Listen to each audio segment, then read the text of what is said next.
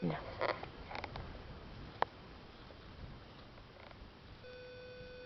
No sé qué están haciendo, espero no se incendie la casa, porque si no me voy corriendo y que se queden ellos solos.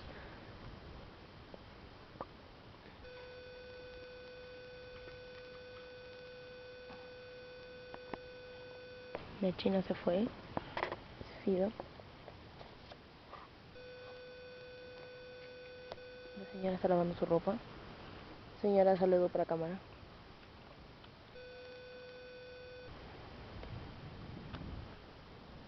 A mí, yo amigo. Y la China viene. Y es la primordial, acá de estar en una fogatita, ya la quiero ver. La tendrá que apagar sola. Necesitamos agua. No me frigues, acá necesitamos agua. La calma, pero es una cuestión en palo.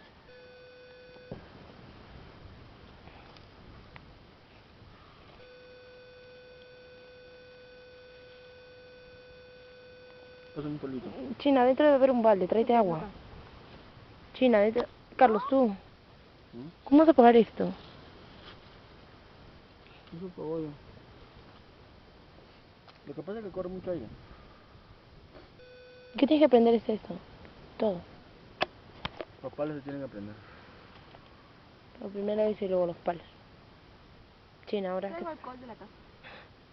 No, no vamos a incendiar.